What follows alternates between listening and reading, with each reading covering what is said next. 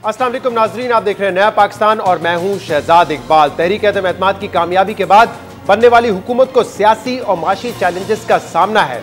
सियासी मैदान में एक तरफ इमरान खान मुबैना बैरूनी साजिश के खिलाफ एहतजाज और इसकी तहकीकात के लिए जुडिशल कमीशन का मुतालबा कर रहे हैं और साथ ही नए इंतखाबात के लिए दबाव भी बढ़ा रहे हैं, जबकि दूसरी तरफ वजीर आजम शहबाज शरीफ अभी तक काबीना तश्कील नहीं दे सके हैं।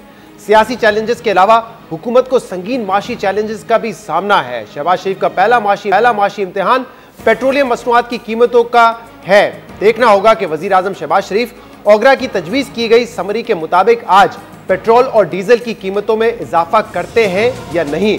ओगरा ने पेट्रोल की कीमत में 21.5 रुपए और डीजल की कीमत में 51 रुपए 30 पैसे इजाफे की तजवीज़ हुकूमत को भिजवा दी है। अहम बात यह है कि साबिक वजीर आजम इमरान खान ने पेट्रोलियम मसनूआत की कीमतें जून तक ना बढ़ाने का ऐलान किया था। साबिक वफाकी वजीर फवाद चौधरी ने आज इस पर रद्द-ए-अमल देते हुए कहा है कि साबका हुकूमत जून तक पेट्रोल की कीमतें मौजूदा सतह पर बरकरार रखने के लिए फंड्स मुख्तस करके गई थी। उन्होंने सवाल किया कि मौजूदा हुकूमत इस फंड्स को क्यों तब्दील कर रही है। आज बताया जा रहा है कि बिजली की कीमत में 4 रुपये 35 पैसे फी यूनिट इजाफा हो गया है। तेल की कीमत में बताया जा रहा है कि 21 से 25 रुपये इजाफा किया जा रहा है। जब हमने आज से जब हुकूमत हमारी 2 महीने पहले हम इस कीमतों को फ्रीज़ करके गए थे, हमने ये कहा था कि जून तक इनकी कीमतों में कोई इजाफा नहीं होगा। उसकी हम फंडिंग अरेंज करके गए हैं। आप उस फंडिंग को क्यों तब्दील कर रहे हैं? और ये मैं समझता हूँ कि आम आदमी के साथ इस वक्त बड़ी ज्यादती है।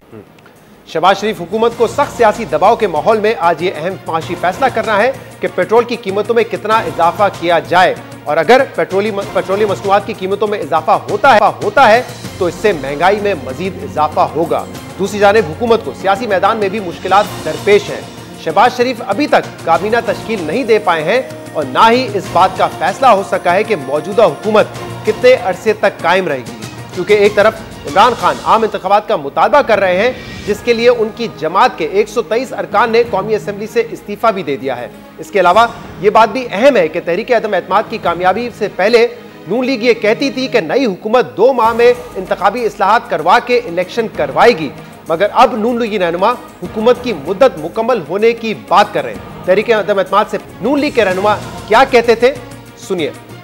मुस्लिम लीग नून का बहुत वाज़ेह मौक़िफ़ है कि हम तहरीक अदम एतमाद की कामयाबी के बाद शॉर्टेस्ट पॉसिबल टाइम के अंदर नया इलेक्शन चाहते हैं, आज़ाद मुनसिफाना। कितना शॉर्टेस्ट टाइम? 3-4 माह तो लग जाएंगे जो इलेक्टोरल रिफॉर्म्स आप करने चाह रहे हैं, इससे कम तो वक्त नहीं लग सकता ना? मेरा ख्याल है कि 1 महीने के अंदर काम हो सकता है। बेहतरी इसमें है कि आप जल्दी इलेक्शन की तरफ जाएं और अवाम से नया मैंडेट लेकर आएं। वही हकीकी हल है मुल्क के मामलात। अगर कोई ये समझता है कि कुछ अरसे के लिए हुकूमत बनानी है, 2-4 हफ्ते के लिए कोई रिफॉर्म्स करने हैं, वो बात भी हो सकती है, उसमें कोई हर्ज नहीं है। लेकिन एक मुस्तकिल हुकूमत बनाना 15-16 महीने के लिए, उसकी मंतक कम से कम मुझे समझ नहीं आती। तो अब नून लीग क्या चाहती है? 2 महीने में इलेक्शन रिफॉर्म्स हो और फिर आम इंतखाबात की तरफ जाएं, या अब नून लीग ये चाहती है कि जो असेंबली है वो अपनी मुद्दत पूरी करे? इसके अलावा ज़राए से अब खबर ये भी सामने आ रही है कि नून लीग ने ओगरा की समरी को मुस्तरद कर दिया है और पेट्रोल और डीजल की कीमत ना बढ़ाने का फैसला किया है। क्या ये बात दुरुस्त है? इस पर हम बात करेंगे। हमारे साथ मौजूद है इस वक्त PMLN के सीनियर रहनुमा एहसन इकबाल साहब। एहसन साहब, बहुत बहुत शुक्रिया वक्त देने के लिए। एहसन साहब, ज़राए से ये खबर सामने आ रही है कि ओगरा की समरी जो थी, जिसमें पेट्रोल की कीमत 21 रुपये 50 पैसे बढ़ाने का उन्होंने तजवीज़ दी थी और डीजल की कीमत 51 रुपये बढ़ाने की तजवीज़ दी थी, वो समरी मुस्तरद कर दी है और पेट्रोलियम प्राइसेस को बरकरार रखने का फैसला किया हुकूमत ने। क्या ये बात दुरुस्त है? जी, ये बात दुरुस्त है। दरअसल जब से हम हुकूमत में आए हैं और हम माइक्रोस्कोप लेकर तलाश कर रहे हैं कि हमें किसी जगह किसी वजारत से वो जो इक्तसादी बहाली जिसकी हुकूमत के वज़रा और तर्जुमान नवीद सुनाया करते थे, वो हमें उसकी झलक नज़र आए। हकीकत यह है कि इन 3 दिनों में वजारत ख़जाना ने जो प्रेजेंटेशन दी है, वाटर एंड पावर ने जो दी है, पेट्रोलियम डिवीज़न ने जो दी है, एक से बढ़कर एक खौफनाक प्रेजेंटेशन है कि पिछली हुकूमत किस तरह तमाम मसाइल को नज़रअंदाज करती रही, आगे धकेलती रही, और ख़ास तौर पे अब आखिरी दिनों में जो उन्होंने कहा कि हमें टैक्स रेवेन्यू बढ़ गया है और हमारे पास वसाइल आ गए हैं और हम पेट्रोल की कीमत कम कर रहे हैं, वो भी एक फ़रेब निकला। चूँकि उन्होंने पेट्रोल की कीमत तो कम कर दी, लेकिन उसके मुकाबिल जो वसाइल चाहिए थे जिससे कि आपने ये सब्सिडी देनी थी, उनका कहीं वजूद नहीं है। तो इसीलिए ओगरा ने ये समरी भेजी थी कि उस खसारे को पूरा करने के लिए कीमतें बढ़ाई जाएं, लेकिन वजीर आज़म ने उसे इस बुनियाद पे मुस्तरद कर दिया कि अगर ये इतना ज़्यादा ख़तरनाक इजाफा होगा तो यकीनन अवाम जो कि पहले ही महंगाई की चक्की में पिस रहे हैं उन पे नाकाबिले बर्दाश्त बोझ पड़ेगा, और हम नहीं चाहते कि ये बोझ अवाम के ऊपर पड़े। तो एहसन इकबाल साहब, एक तरफ आप कह रहे हैं कि उनकी नाकिस कारकर्दगी थी, कोई हिकमत अमली नहीं थी, उन्होंने वसाइल का इंतजाम नहीं किया था और सब्सिडी का ऐलान कर दिया। आप कह रहे हैं खजाना खाली है, तो फिर कैसे आप लोग इस सब्सिडी को बरकरार रखेंगे? इसका तो फिर फैसला इस हिसाब से उलट होना चाहिए था। मैक्रो इकोनॉमिक हालात देखकर फैसला तो फिर ये होना चाहिए था कि हुकूमत हिट ना ले और ये प्राइस को पास ऑन किया जाए। जी शहजाद, इसके लिए हमें अब देखिए दो तरह की हिकमत अमली चाहिए। एक तो यह है कि हमने ये देखना है कि हुकूमत की अपनी जो स्टॉक टेकिंग है वो करके क्या हम इसको किसी और जगह से क्रॉस सब्सिडाइज कर सकते हैं, कोई ऐसे वसाइल तलाश करें जहाँ पे अखराजात में कटौती लेके हुकूमत इसको एब्जॉर्ब कर सकती है या नहीं कर सकती। और दूसरे ये है कि अगर किसी सतह पर ये कोई नागुज़ीर फैसला हो तो ये हक़ाइक़ बहुत ट्रांसपेरेंट तरीके से अवाम पर के सामने पेश किए जाए और ये उस हद तक करेक्शन हो कि जिससे महंगाई के अंदर शिद्दत नहीं आएगी।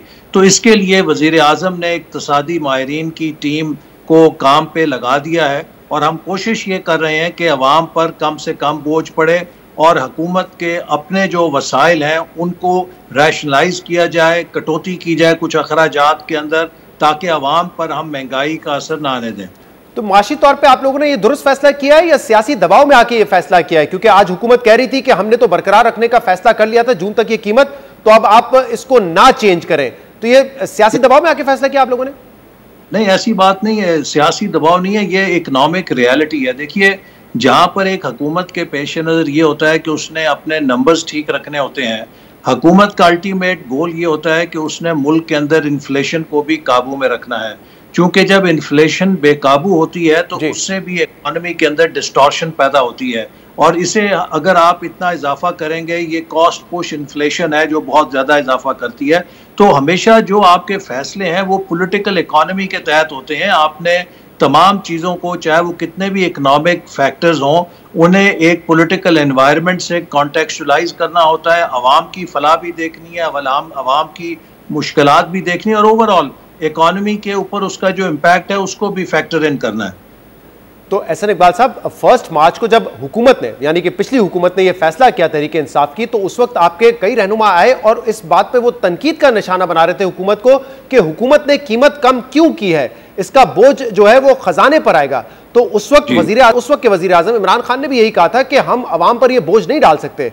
तो या तो आप ये कहें कि उस वक्त इमरान खान का वो फैसला दुरुस्त था या उस वक्त आपकी जो तनकीद थी वो गलत थी? शहजाद, उस वक्त आपको पता है कि हमारे कुछ लोगों ने निशानदेही इस बुनियाद पे की थी कि इमरान खान साहब ने जो फैसला किया है उसके मुतबादिल जो वो कह रहे हैं कि मेरे पास मजीद वसाइल हैं वो नहीं है, और हमें उसके ऊपर शुबा था। और अब भी जो सामने सूरत हाल आई है कि उन्होंने खालिसतन वो एक पॉलिटिकल फैसला किया था उस दबाव के पेश नज़र जो अपोजिशन का था, और जिसको आप अब बरकरार रख रहे हैं। जी, इसको हम बहरहाल हम भी इसी एनवायरनमेंट के अंदर हैं, और जैसे मैंने आपसे कहा कि जो हाई इन्फ्लेशन है, हम कोई ऐसा कदम भी नहीं उठा सकते कि जिसमें एकदम मल्टीप्लायर फैक्टर इन्फ्लेशन के ऊपर आए। लिहाजा लेकिन एहसन साहब, आप ये कह रहे हैं कि उस हुकूमत ने गलत फैसला किया, वसाइल उनके पास थे नहीं, लेकिन उस फैसले को हम एक्सटेंड जरूर कर रहे हैं। नहीं, इसलिए देखिए ना, हम एक एनवायरनमेंट के अंदर हैं कि जहां पर बड़ी हाई इन्फ्लेशन है, पाकिस्तान के अवाम ऑलरेडी बहुत महंगाई की चक्की में फंस रहे हैं। तो जहां हमने एक तरफ अपने नंबर्स को बैलेंस करना है, वहां हमारे पेश नज़र ये भी है कि अवाम के ऊपर कोई ऐसा बोझ ना आए मजीद महंगाई का जिससे उनकी कुव्वत खरीद मुकम्मल तौर पे कुचली जाए। एक कमेंट करके मैं सिर्फ आगे बढ़ जाऊंगा। असल में मसला ये कि पेट्रोलियम प्राइसेस पर तमाम ऑपोजिशन, चाहे आप हो या तहरीक इंसाफ हो, उस पर सियासत करते रहे। आपको पता है इंटरनेशनल मार्केट पे कीमत बढ़ती है, ओगरा समरी देता है, उसके मुताबिक कीमत बढ़ानी पड़ती है। जब कोई भी हुकूमत कीमत बढ़ाती है तो ऑपोजिशन उस पर शिकवा करती है, जब हुकूमत कम करती है तब भी शिकवा होता है। हमें इस चीज से आगे निकलने की जरूरत है कि जो माशी मामला है उनको माशी नजर से देखा जाए, उसको सियासी एंगल से ना देखा जाए। मैं आपको वजाहत कर दूं, देखिए, माजी में $100 से ऊपर पेट्रोल रहा है, लेकिन उसकी कीमत कभी 100 रुपए से ऊपर नहीं गई। क्यों? असल मसला जो आज हम भुगत रहे हैं वो पीटीआई हुकूमत की डिवैल्यूएशन है। जो वो 40 से 45% डिवैल्यूएशन कर गए हैं। हर वो चीज जो आप डॉलर्स में इंपोर्ट करते हैं उसका इम्पैक्ट तकरीबन दुगना हो गया हमारे ऊपर। हाँ। तो ये मसला है। आज हम जो जिस मुसीबत में गिरफ्तार हैं उसकी असल वजह रुपया है, जो 115 से लुढ़का के 191 तक कर दिया गया। और अल्लाह का शुक्र है कि पिछले 4-5 दिन में वापस वो 8-9 रुपए उसने रिगेन की है वैल्यू। इसका इम्पैक्ट जरूर है। सही। ऐसे साहब ये बताइएगा कि हुकूमत 2-3 माह चलाने के लिए आए थे आप लोग, तमाम आप लोगों ने यही बयान दिए थे कि 2 महीने में रिफॉर्म्स, लेकिन अब तो अब्बासी साहब के बयानात हो या दूसरे दीगर रहनुमाओं के, वो तो ये बता रहे हैं कि शायद आप चाहते हैं कि अब मुद्दत जो है असेंबली वो पूरी करे। ये चेंज ऑफ हार्ट या चेंज ऑफ थॉट कैसे हुआ है?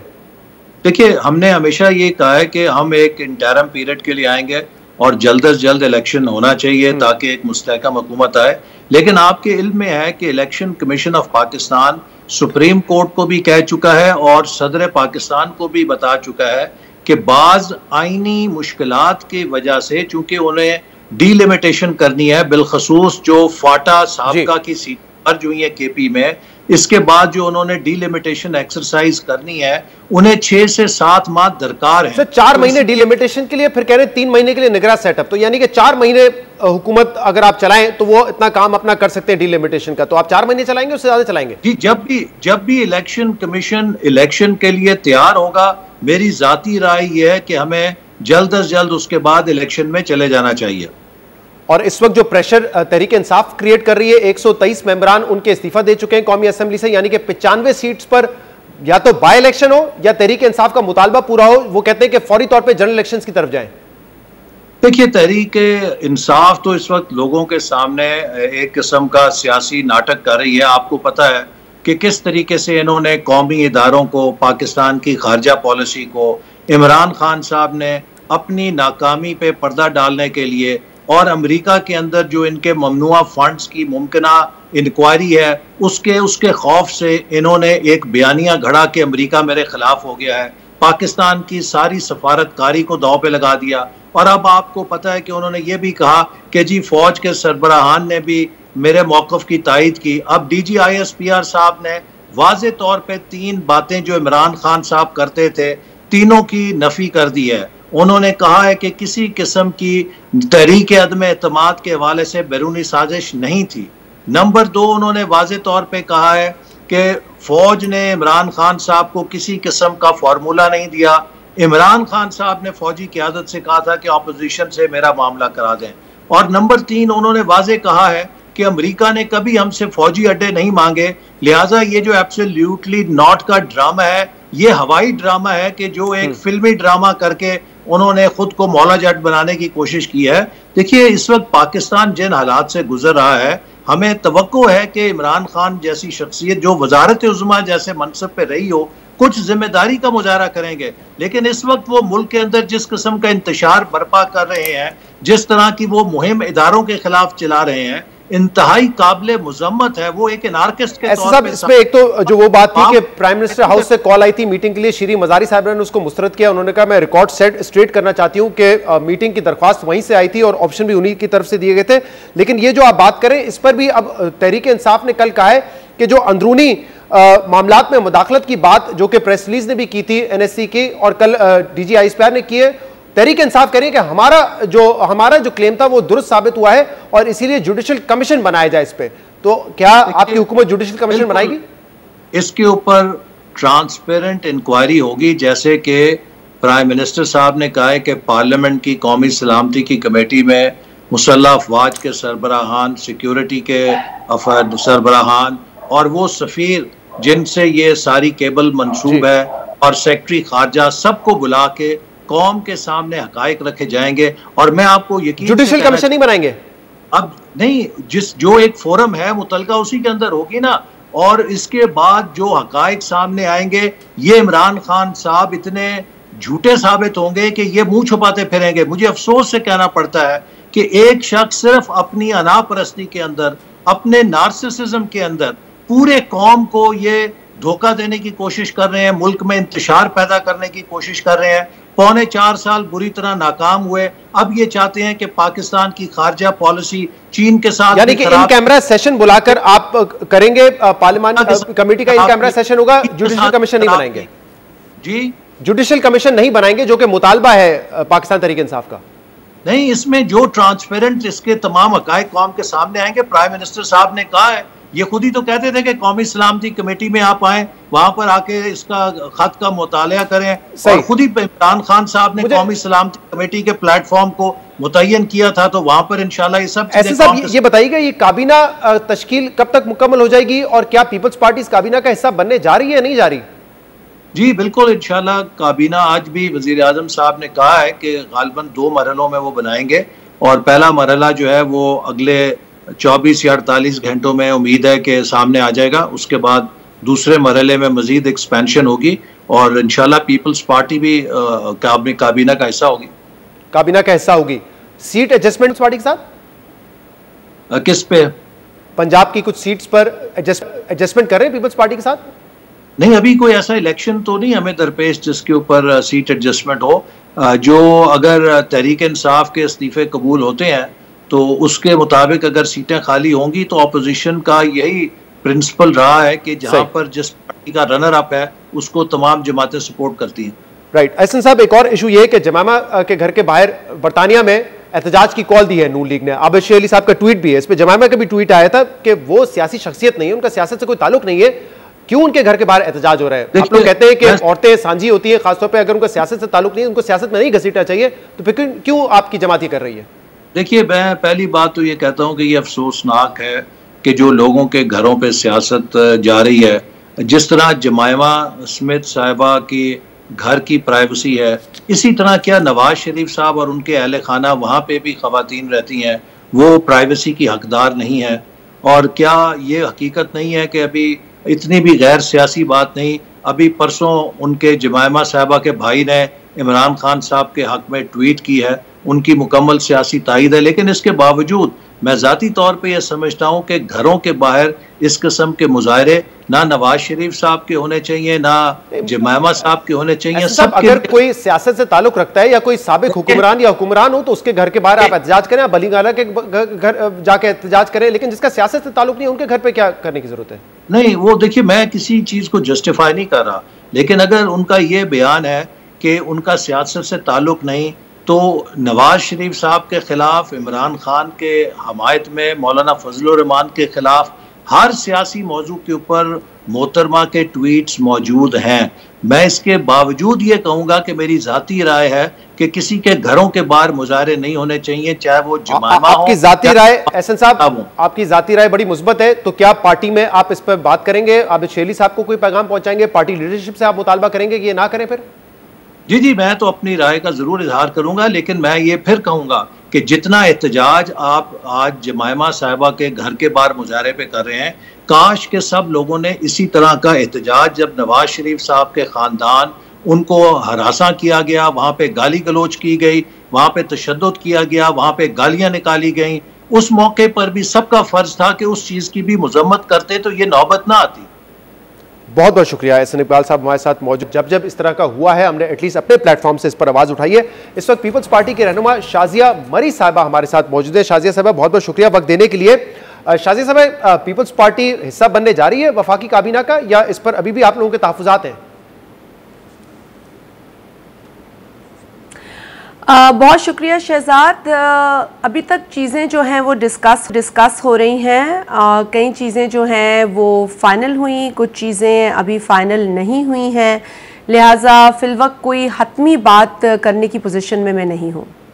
इसमें इतना ऑल ऑफ अ सडन वक्त क्यों लग रहा है? क्योंकि पहले तो ये स्पेकुलेशन हो रही थी कि शायद बिलावल भुट्टो ज़रदारी साहब फॉरेन मिनिस्टर होंगे शहबाज शरीफ की काबीना में, इस तरह की स्पेकुलेशन हो रही थी। उस वक्त तो कहीं से इशारा नहीं मिल रहा था कि पीपल्स पार्टी हुकूमत का हिस्सा नहीं बनेगी।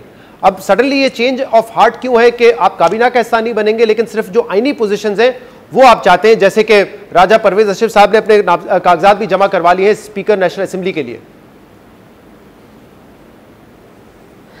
शहजाद, नहीं, ये बात नहीं। आपको पता है कि हमने शुरू में भी कहा था कि हम किसी पोजीशन की तरफ नहीं देख रहे हैं। हमें मुल्क को, कौम को 3.5 बरसों की इस तबाही सरकार से निजात दिलानी है। हमने इस मुल्क के हालात बेहतर करने के लिए जो अपना हिस्सा डालना है उस पर फोकस करना है, जमहूरियत के लिए काम करना है, जमहूरी इदारों को मजबूत करने के लिए काम करना है। और अगर इस पूरे प्रोसेस में कहीं कोई जिम्मेदारी हमारे हिस्से में आएगी तो वो भी निभाएंगे, लेकिन अभी तक कोई फाइनल फैसले हुए नहीं है। जहाँ तक राजा परवेज़ अशरफ साहब का सवाल है तो उसमें थोड़ी सी टेक्निकल क्लैरिटी मैं यहाँ पे आपके सुनने वालों को, देखने वालों को बता दूं कि राजा साहब वो वाहिद कैंडिडेट थे जिन्होंने नॉमिनेशन पेपर्स जमा कराए, और चूंकि आज वक्त ख़त्म हो गया था, उस वक्त तक कोई और नॉमिनेशन नहीं आया, तो लिहाजा राजा परवेज़ अशरफ साहब स्पीकर की उस पोजीशन के लिए वाहिद कैंडिडेट की हैसियत से बगैर इलेक्शन के कामयाब भी हो गए। जी बिल्कुल, ऑब्वियसली सामने कोई कैंडिडेट आना भी नहीं था क्योंकि ऑपोजिशन में तो अब लोग ही नहीं बचे हैं। लेकिन मुझे ये बताइएगा शाजिया मरी साहिबा कि जो इस वक्त नून लीग एक चैलेंज लेने के लिए तैयार है कि हम इस हुकूमत, इस मईशत को बेहतर करेंगे, जो भी इकोनॉमिक चैलेंजेस हैं उनका सामना करेंगे, आप उसका हिस्सा बनना नहीं चाह रहे इस वजह से क्योंकि एक बहुत ही रिस्की टास्क हो सकता है और शायद जिम्मेदारी फिर पीपल्स पार्टी पे भी आए अगर कामयाबी हासिल ना हो तो? नहीं, ये इम्प्रेशन गलत है। शहजाद देखिए, जिम्मेदारी तो बड़ी है और चैलेंजेस बहुत ज़्यादा हैं।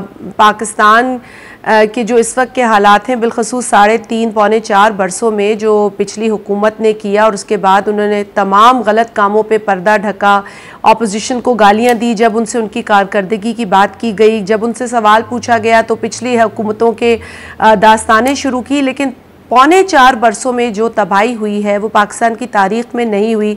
आप मौशी एतबार से देख लें, आप समाजी एतबार से देख लें, आप इखलाकी एतबार से देख लें, हमने बहुत कुछ खोया है। और अगर आज नून लीग जो है उससे ज़िम्मेदारी मिली है तो यकीनन हम बहैसियत एक पार्टनर के उनके साथ इस पूरे प्रोसेस में हमने बहुत कुछ अचीव किया है। और बिलावल भुट्टो जरदारी साहब तो शुरू से कह रहे थे कि आईनी रास्ता और पार्लियामेंट का रास्ता इख्तियार करना चाहिए, जो कि मैं समझती हूँ हर डेमोक्रेट की कामयाबी है। अब इस मुल्क के अंदर जो मसाइल हैं उनके लिए भी बहुत मेहनत करनी पड़ेगी। पीपल्स पार्टी इस चीज़ से पीछे नहीं हटेगी, लेकिन यकीनन हम चाहेंगे कि नून लीग जो काम करे उसमें जहाँ जहाँ हमारी ज़रूरत पड़े, जहाँ हम उन्हें कोई गाइड कर सके, गाइडेंस फराहम कर सकें, तो ये ज़रूर अच्छा अमल होगा पाकिस्तान में। सियासत के अंदर ये जो रेसलिंग मैच है ये इमरान खान ने बहुत करा लिया, अब हमें तरक्की की तरफ जाना है। आप इस बात को मुस्तरद नहीं कर रही हैं? देखिए, मुस्तरद में इस वक्त शहजाद कुछ भी नहीं, मैं इस वक्त कुछ भी मुस्तरद नहीं कर सकती हूँ, इस पोजीशन में नहीं हूँ, लेकिन हो भी सकता है हम काबीना में आए और अभी जो डिस्कशंस हो रही हैं इसके हतमी फैसले जल्द आपके साथ शेयर किए। क्या इसकी वजह यह है कि पीपल्स पार्टी डिमांड कर रही है कि कम से कम 14-15 सीट्स पर हमें पंजाब में सीट एडजस्टमेंट करके दे, यानी कि एक इलेक्टोरल अलायंस हमारे साथ ऐलान करे, और सुनने में आ रहा है कि 7-8 सीट पे PMLN मान भी गई है, क्या बात दुरुस्त है? नहीं, ये इस बात में मेरे इल्म में ये बात नहीं है, तो इसलिए मैं इसको बिल्कुल वेरीफाई भी नहीं कर सकती। लेकिन मैं ये जानती हूँ कि पीपल्स पार्टी अपने मंशूर पे इलेक्शन लड़ेगी, PMLN अपने मंशूर पे लड़ेगी, अपने प्रोग्राम पे, हमारी अपनी आइडियोलॉजी है, तो यकीनन हम अपने वोटर के पास अपने मंशूर को लेकर जाएंगे, अपनी सोच और जिद्दोजहद के तहत जाएंगे, तो लिहाजा ये चीज़ें तो इस वक्त ऑन द टेबल नहीं है। बहुत बहुत शुक्रिया। पीपल्स पार्टी की रहनुमा शाजिया मरी साथ मौजूद थी। प्रोग्राम में शामिल करेंगे एक ब्रेक और इसके बाद हम मज़ीद बात करेंगे, हमारे साथ रहेंगे।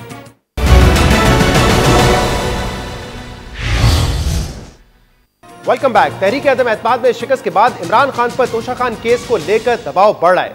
वजीर आजम शहबाज शरीफ ने कल सहाफियों से गुफ्तगू में यह इंकशाफ किया कि वो ये बात कंफर्म कर सकते हैं कि इमरान खान ने पहले तोशाखाना का कानून तब्दील किया, जिसके बाद तोशाखाना से एक हार, एक अंगूठी और एक घड़ी निहायती कम कीमत पर खरीदी और बाद में उन्हें दुबई में फरोख्त कर दिया गया।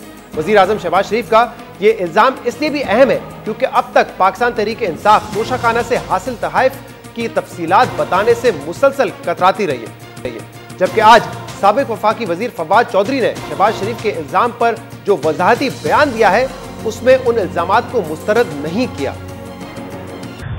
अभी तक तो मुझे पता नहीं है कि वो रेफर क्या कर रहे हैं, मतलब वो रेफर कर रहे हैं कि घड़ी जो किसी ने बाहर के मुल्क में तोहफे में दी, वो प्राइम मिनिस्टर ने खरीद ली गवर्नमेंट से और बाहर जाके बेच दी, तो मतलब इसमें क्या, तो फिर क्या जुर्म हुआ, या मतलब इसमें क्या इरेगुलरिटी है, या वो मतलब अभी मुझे समझ नहीं आई कि उनका इल्जाम है क्या, मतलब किस बात के ऊपर जो है उनको एतराज क्या है। 8-9 करोड़ रुपए की घड़ी हो या 10 की हो या 5 की हो या 2 की है, अगर मेरी घड़ी है और मैंने बेच दी है तो उस पर तो कोई एतराज बनता नहीं है। दूसरी बात यह है कि इनकी नौयत क्या, वो कहना क्या चाहते हैं, उन्हें किसी ने, इमरान खान को किसने घड़ी दी या क्या हुआ। फवाद चौधरी ये कह रहे हैं कि अगर इमरान खान ने बैरून मुल्क से तोहफे में मिली घड़ी खरीदी और बाहर बेच दी तो इसमें जुर्म क्या है, तो इस पर एतराज क्या है। फवाद चौधरी के इस बयान के जवाब में नून लीग की तर्जुमान मरियम औरंगजेब ने कहा है कि फवाद चौधरी साहब, बात इतनी सादा नहीं है। इमरान खान ने घड़ी, अंगूठी और कफलिंग्स 18 करोड़ में बेचे, मगर कौमी खजाने में सिर्फ 2 करोड़ रुपए अदा किए गए। तोशा खाना केस, अच्छा कहते हैं क्या हुआ अगर घड़ी मिली तोहफे में और हमने बेच दी। यह है असल हकीकत इन लुटेरों की। कफलिंग्स, घड़ी, अंगूठी जो मिली वो इन्होंने 14 करोड़ की मालियत की चीजें 2 करोड़ जमा करा के ली और 18 करोड़ में फरोख्त की। जो मैंने जितने आपको फिगर्स बताए हैं, इन तमाम चीजों के रिकॉर्ड निकाल लिए गए हैं और इन तमाम रिकॉर्ड के अंदर चीजें मिसिंग हैं। जैसे गोल्ड प्लेटेड क्लाशनकोफ मिसिंग है, जो इंशाल्लाह बरी गाला से बरामद की जाएगी। अगर मरियम औरंगजेब का यह दावा दुरुस्त है तो इसका मतलब यह है कि इमरान खान ने तहफ़ खरीदने के लिए सिर्फ 10% अदायगी की है, जबकि हमने जब अपने प्रोग्राम में साबिक मामले खसूसी शहबाज गिल से बार बार ये सवाल किया था कि हुकूमत तहफ़ की तफसीलात क्यों नहीं बता रही, तो शहबाज गिल ने कानून में तरमीम का एतराफ़ करते हुए कहा था कि तफसीलात बताने से दोस्त ममालिक नाराज होंगे। साबिक हुकूमतें 5% अदायगी करके तोहफे खरीदते थे, मगर पाकिस्तान तहरीक इंसाफ ने कम से कम 50 अदायगी का कानून बनाया।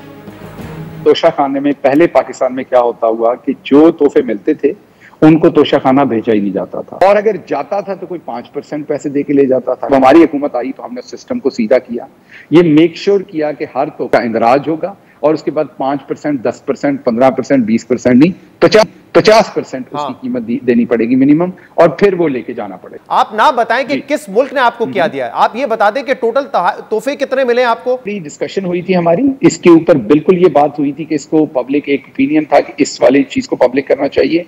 उसके पीछे काउंटर ओपिनियन ये था कि अगर आप ये पब्लिक करते हैं कि टोटल कितने तोहफे आए, किसने दिए, इसको छोड़ दें, तो फिर अगला सवाल होगा ये वाला तोहफा किसने दिया है। नहीं, ये जो नहीं होगा। वज़ीर आज़म इमरान खान ने कितने तोहफे लिए, कितने पैसे दिए, ये तो बता सकते हैं ना आप। ये ना बताइए कि वो तोहफा किस मुल्क से मिला। मैं बात बिल्कुल क्लियर रखी है कि एक सुई भी जो तोशा खाने में आएगी उसके पैसे दिए बगैर वो नहीं दी जा सकती, नंबर 1। नंबर 2, जितने भी लोगों ने कोई तोहफा लिया है उसका बाकायदा रिकॉर्ड जो है मेंटेन्ड है, रिकॉर्ड दिखाएंगे तो पता चलेगा। अब सवाल ये पैदा होता है कि अगर मरियम औरंगजेब का इल्जाम दुरुस्त है कि इमरान खान ने 18 करोड़ की घड़ी और अंगूठी सिर्फ 2 करोड़ में खरीदी, तो ये इमरान खान के लिए एक स्कैंडल बन सकता है। और अगर शहबाज गिल का यह दावा दुरुस्त है कि तहफ़ के खरीदारी के लिए 50% अदायगी के कानून पर अमल किया गया है, और अगर इमरान खान के खरीदे गए तहफ़ की मालियत वाकई 18 करोड़ है, तो क्या उन्होंने 9 करोड़ रुपए की अदायगी की है। आज मरियम नवाज ने अपने ट्वीट में यही कहा है कि असल सवाल यह है कि कितने में तोहफे खरीदे गए और कितने में बेचे गए, और इमरान खान ने उसकी अदायगी कैसे की, क्योंकि उनकी जो ज़राए आमदनी है वो सिर्फ वज़ीर आज़म की तनख्वाह थी।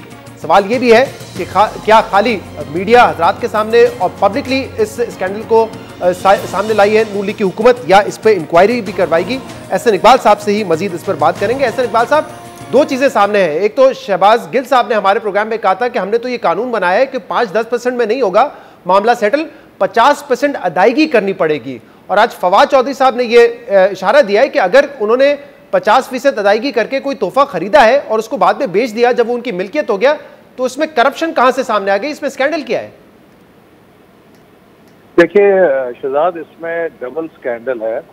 एक तरफ तो जहां उन्होंने मार्केट में वो तोहफे बेचे कि जो पाकिस्तान के वजीर आजम को 2 तरफा ताल्लुकात की बुनियाद के ऊपर उनके मनसब की हैसियत में दिए गए थे, आज तक पाकिस्तान की 75 साल तारीख में किसी सरबराह मुमलिकत ने वो तोहफा जो उसने तोशा खाना से हासिल किया था मार्केट में नहीं बेचा। दूसरा स्कैंडल ये है कि जो तोहफों की मालियत है, अगरचे इनके बकौल इन्होंने 50% बढ़ा दी थी उसको निकलवाने की रकम, इन्होंने जो तोहफों की इवैल्यूएशन की है वो बहुत ही डिस्प्यूटेड है और उनकी मालियत बहुत कम। मिसाल के तौर पे अगर कोई चीज़ 1000 रुपए की है तो उसकी मालियत 200 रुपए लिख के 100 रुपए में वो चीज़ निकलवा ली है। और अभी आप इंतज़ार कीजिए, आपको पता चलेगा कि एक हमारे नहायत ही करीबी मुल्क ने एक जीप भी दी थी खान साहब को, वो भी गायब है और वो भी बेच दी गई है। जीप एहसन साहब आप कह रहे हैं जीप दी थी? जी, जीप भी एक मिसिंग है और इसी तरह बहुत सारे तोहफे मिसिंग हैं। ये पाकिस्तान की तारीख में पहली दफा हुआ है कि किसी सरबराह मुमलिकत ने इस तरह तोहफों को अंडर वैल्यू करके निकलवाया हो और मार्केट में बेचा हो। और जो खान साहब ने इससे पहले जो इनकी इनकम टैक्स थी उसमें भी 3 साल पहले 1.25 लाख रुपए की रिटर्न थी जो अब तकरीबन 1 करोड़ रुपए की हो गई थी। और हमने बार बार पूछा कि खान साहब बताएं कि ये 1 करोड़ रुपए का जो इनकम टैक्स दिया है किस आमदनी के ऊपर दिया है, लेकिन कोई हुकूमत का वजीर इसका जवाब नहीं दे सका था। तो खान साहब जो सादिक और अमीन बनते हैं, इनके अपने मामला। ऐसा साहब अभी आप जो बात कर रहे हैं, क्या ये रिकॉर्ड से देखकर बात करें? क्योंकि आपको आए हुए 2-3 दिन हो गए और आप लोग ये कह रहे हैं कि जो असासे थे उनको अंडर वैल्यू, पहले उसकी मालियत अंडर वैल्यू है और फिर उसके हिसाब से पेमेंट की गई है। तो ये आपने रिकॉर्ड देख के सारी बात की है? जी, ये इसका सारा जो रिकॉर्ड देखा जा रहा है उससे ये तफसीलात आ रही हैं कि इन्होंने उनकी वैल्यूएशन भी कम की है और उसके बाद उन तोहफों को निकलवा कर मार्केट में बेचा है। इसीलिए 2 साल से इस्लामाबाद हाई कोर्ट में एक सहाफी ने केस कर रखा था जिसमें जो सवाल आपने पूछा था कि सिर्फ ये बता दें कि कौन कौन से तोहफे मिले हैं, बेशक ये ना बताएं किसने दिए हैं। लेकिन हुकूमत ने ऑफिशियल सीक्रेट एक्ट का सहारा लेकर कहा नहीं बता सकते, जबकि वजीर खारजा अपने तमाम तोहफों का ऐलान कर चुके हैं। तो अगर वजीर खारजा अपने तोहफों का ऐलान कर सकते हैं तो वजीर आजम के ऐलान जी, ये केस इस्लामाबाद हाई कोर्ट में 7 माह से है, 7 माह से है और अगले हफ्ते फिर इसकी समाअत होगी। हमने भी ये सवाल उठाए थे हुकूमत के सामने, लेकिन एहसन साहब ये बताइएगा कि चले ये तो आपके रिकॉर्ड में है कि उसको उसकी वैल्यूएशन ठीक नहीं की, उसको अंडर वैल्यू किया गया और फिर उसकी अदायगी की गई, लेकिन ये आपको कैसे पता चला है कि 18 करोड़ में वो बैरून मुल्क बेचे गए? ये रिकॉर्ड कैसे हासिल कर लिया हुकूमत ने? देखिए, ये सारी जो मालूमात हैं अब ये मुख्तलिफ जराए से इकट्ठी हो रही हैं और हुकूमत इनकी नहायत ही शफाफ इंक्वायरी करेगी और कौम के सामने पेश करेगी ताकि कौम को पता चले कि जिस शख्स ने मिस्टर क्लीन का मास्क चेहरे पे सजाया हुआ था असल में उनकी हकीकत क्या है। तो एहसन साहब आप लोगों ने भी वही किया जो हुकूमत आपके साथ करती थी कि पहले इल्जाम लगा दिया, अब इंक्वायरी करेंगे। 18 करोड़ कहां से पता चला कि कहां बेचे? ये तो फिर वही काम हो गया जिसपे आप पीटीआई को तनकीद का निशाना बनाते थे। ये बातें तो रिकॉर्ड पे हैं, ये मालूमात आ चुकी हैं। नहीं, ये मालूमात कहां? मैं वही पूछा, सोर्स क्या है कि 18 करोड़ की दुबई में बेच दी, ये कहां से पता चला? ये मुख्तलिफ जो जराए हैं उनसे इकट्ठी हो चुकी हैं मालूमात और इसके हवाले से कौम को हम तमाम हकाइक से आगाह करेंगे। और आप देखिए अब तो जो उनके जो मुख्तलिफ जराए हैं वो हुकूमती इन्वेस्टिगेटिव जराए तो नहीं है ना? एक मिनट से देखिए, उनके जो साबिक वजीर इत्तलात हैं वो आज खुद इतराफ कर चुके हैं कि मेरी घड़ी मेरी मर्जी मैंने बेची। भाई ये ऐसे नहीं हो सकता। वो घड़ी आपको किसी इमरान न्याजी साहब के हैसियत में नहीं मिली, वो वजीर आजम पाकिस्तान के हैसियत में मिली है। तो आपकी मर्जी नहीं है, आप उसे बेच नहीं सकते। मैं सिर्फ जानना चाह रहा हूं, आप कहते हैं मुख्तलिफ जराए से ये बात सामने आई है, ये तहकीकाती जराए तो नहीं है ना? पाकिस्तान के रियासती तहकीकाती जराए तो नहीं है ना? वो भी हैं और खुद हुकूमत के अपने जराए फवाद चौधरी साहब तो आज इतराफ जुर्म कर चुके हैं कि इमरान खान साहब ने वाकई घड़ी बेची है। बहुत शुक्रिया एहसन इकबाल साहब। हमारे प्रोग्राम में शामिल करते हैं एक ब्रेक। इसके बाद कल पंजाब में इलेक्शन होने जा रहा है, चीफ मिनिस्टर का क्या सूरत हाल है?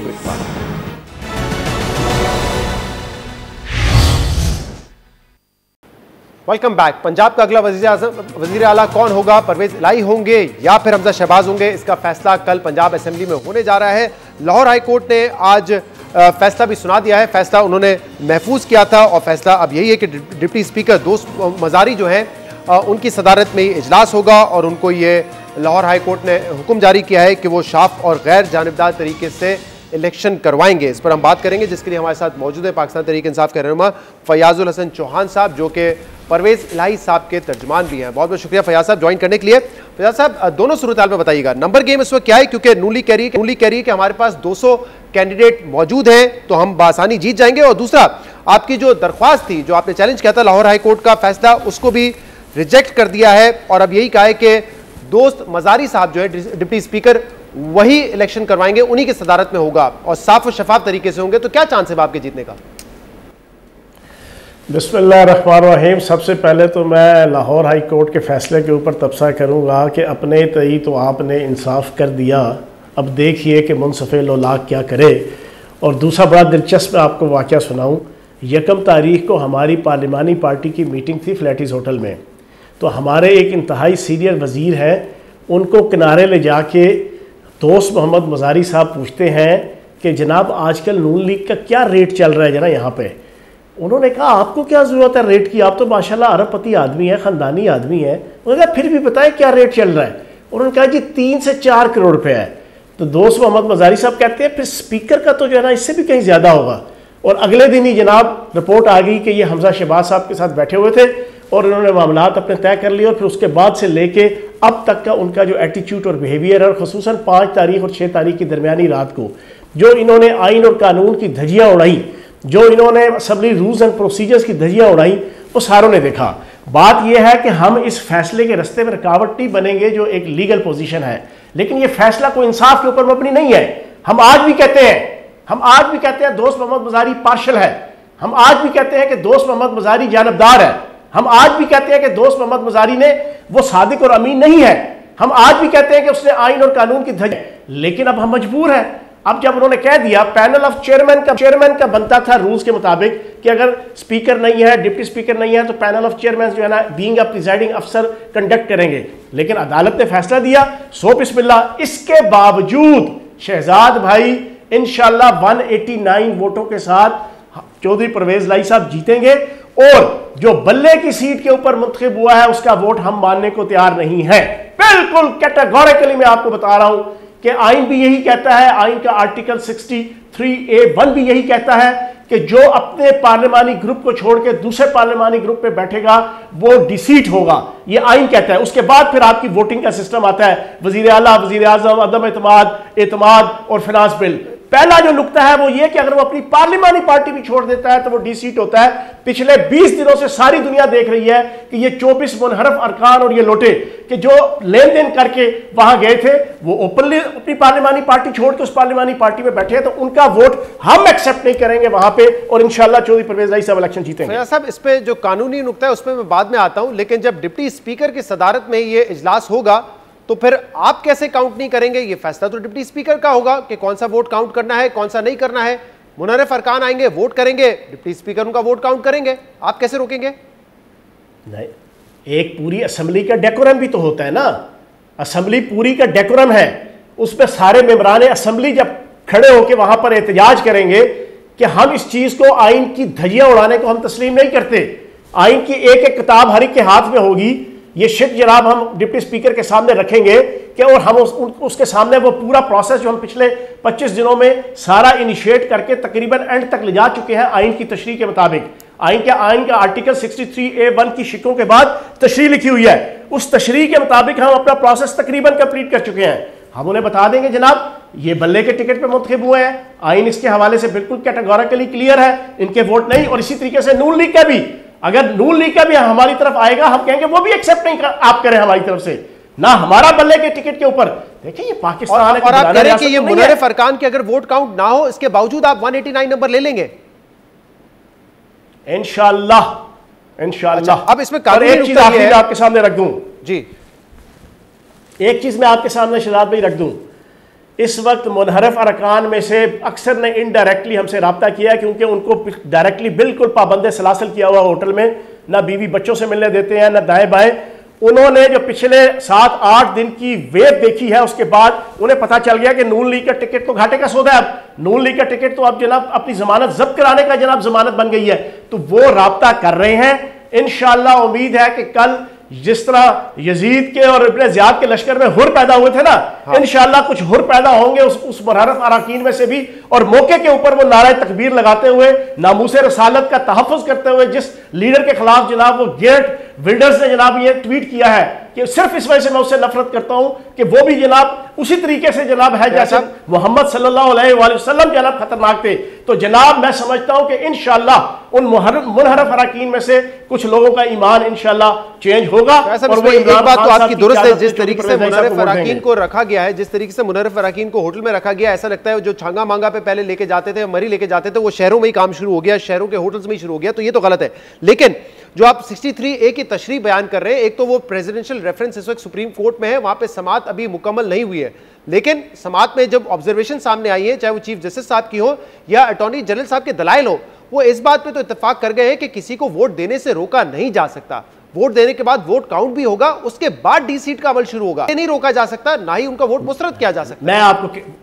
मैं आपको क्लियर कर देता हूं जनाब, आपका 63A1 है ना, उसका ए जो है वो कुछ और है, जो बी है वो आप ये सारी चीजें बयान कर रहे हैं कि जनाब वो वोट नहीं दे सकता, वजीर आजम और वजीर आला के इलेक्शन में अपनी पार्लियामेंट्री पार्टी के बरखिलाफ अदम एतमाद में नहीं दे सकता, फिनांस बिल में नहीं दे सकता। लेकिन जो ए है 63A1 का ए, वो ये है कि अगर वो अपनी मेंबरशिप पार्टी की रिजाइन कर देता है कोई पार्लियामेंटेरियन, तब भी वो डी सीट होता है। तो फयाज साहब, ना तो पार्लियामानी पार्टी मैंने पढ़ा है, वो शिक भी मैंने पढ़ी है, फयाज साहब वो शिक भी मैंने पढ़ी है, ना तो किसी ने इस्तीफा दिया है, ना तो बाकायदा किसी ने कोई और पार्टी ज्वाइन करने का। पार्लियामानी पार्टी तो ज्वाइन कर ली ना शहजाद भाई, पार्लियामानी पार्टी बरमला प्रेस कॉन्फ्रेंस की है, उनकी पार्लियामानी पार्टी की मीटिंग्स अटेंड की है, इसके अलावा और क्या होता है पार्लियामानी पार्टी ज्वाइन करना?